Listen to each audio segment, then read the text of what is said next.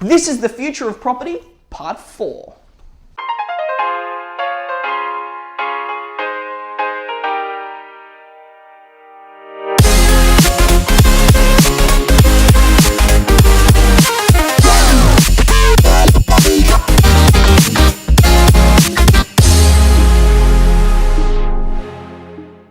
Hello and welcome to episode 29 of Real Estate TV. This is part 4 of the future of property. So we've been talking about that over the last 3 episodes now, and this is going to be the final episode. So a bit of a wrap-up episode today, and I want to jump straight on in. Well, let me explain a little bit better than that. We're talking about the next decade of property. Now that we're at the end of this decade, I want to start thinking about what the next decade might look like, the roaring 20s, if you will.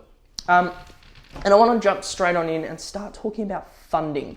Now, I think one of the things that are going to change over the next decade is the way that we fund properties. I mean, we've already started to see a shift towards lower deposits. Sort of gone are the days where people are really pushing you need a 20% deposit. A lot of the people that I have sold to and a lot of the people in the industry sell based on a 5 or a 10% deposit with a guarantor these days. And I think now the reason for that is obviously because property prices are now at a point where 20% of 500 is $100,000. I mean, that's not insignificant. And the median is $695 at the moment. So most people aren't buying houses for $500,000. Property's now just a point where those deposits are really difficult to achieve. Whereas in the past, because we're only borrowing, I think back in, when was it? I think it was the 70s, we were borrowing just twice as much as our yearly income. So deposits were just much lower, and you didn't have to save for 4 or 5 or 6 or 7 or 8 years in some cases. You were probably only saving for a year or two to put that deposit together.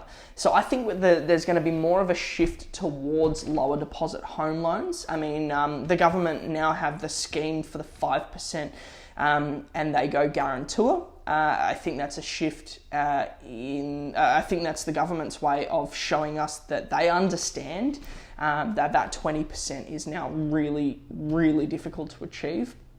And they're almost endorsing 5% deposits. So I think we're going to see more of a shift towards that sort of funding. Now, obviously that's going to change things from a banking perspective. Those loans are going to be higher risk because they're lower deposits, which means interest rates will probably have to be higher. I mean, because it's you're borrowing more, so your risk profile is higher on that loan. So I think that's one of the things we'll see. I don't know how that's going to go, how they're going to mitigate the risk. So that'll be very interesting to watch happen. But I just think, especially if the property market continues to grow at the rate that it is, I mean, I said last episode, the median price in 2010 was $195. Now it's $695. That's triple and a half what it was. If it triples and a half again in the next 10 years, we'll be at 2.4 million. Even if you went on 2 million, if the median price was $2 million, to raise a 20% deposit for that is $400,000. Now, that's ridiculous. Nobody's going to be able to do that. So I think that's why we're seeing a shift to lower deposits. So that's one of the things I think we're going to see happen in the next decade. I haven't spoken about driverless cars, and there's a reason for that. The reason is I don't know enough about it, and I don't like putting out info that I don't actually know about. And yeah, that's why I haven't spoken about them more. I think I simply don't know how far off they are, to be honest with you. I've done tons of research, but I'm not comfortable with the amount that I know, and that's why I'm not putting out anything about driverless cars in the next 10 years. It's something I'd like to continue to research about and maybe put out an episode in 6 months. I just don't want to be bringing you guys shit advice that's half pregnant at the end of the day. But I could see driverless cars conceivably changing real estate. I mean, now, and as I've just said, I don't know enough about it for sure, but I could see a world in which if there were all if we were using driverless cars and 95% of the cars on the road were driverless cars, or even 100% of the cars on the road were driverless cars, that would alleviate the need for speed limits, and then all of a sudden we wouldn't have speed limits on our motorways, and then you'd be able to get into the city faster from the outer suburbs, which means you'd see a shift away from needing to live close in like Springvale, Clayton, Chadstone areas. And I don't know, if it took 20 minutes to get to the city from Pakenham, I think it'd be a much more popular area. That's just a theory I have.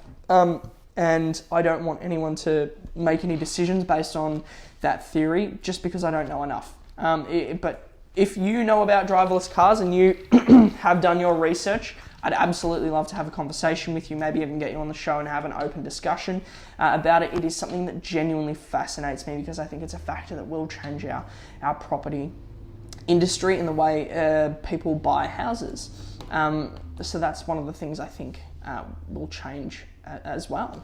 Other than that though, that's kind of it. I think we will see other things as well that I haven't mentioned here. It's going to be an exciting decade. We're just on this apex right now where technology is at a point where it's seriously impressive, some of the stuff you can do with technology now, and I think it's only going to get more and more advanced over the next decade, and I think we're going to see it trickle in. The Australian property industry is traditionally an older place. A lot of old blokes run it, I'll be honest with you, and that is why I think we're typically very bullish on technology, and that's why the property industry hasn't adopted technology on a grand scale yet. I mean, I've never sold a house with a smart home kit. I've asked about it. I've tried to get them priced up for townhouse projects that I've sold, and nobody has any interest. They say it's just a fad and it'll go away, which I find funny. But yeah, I think the next 10 years are going to be very, very exciting, and I can't wait to see what happens. But as usual, we've been live on TikTok, so I want to jump up and just have a look and see if the guys have put in any questions. And so I'm going to do that now.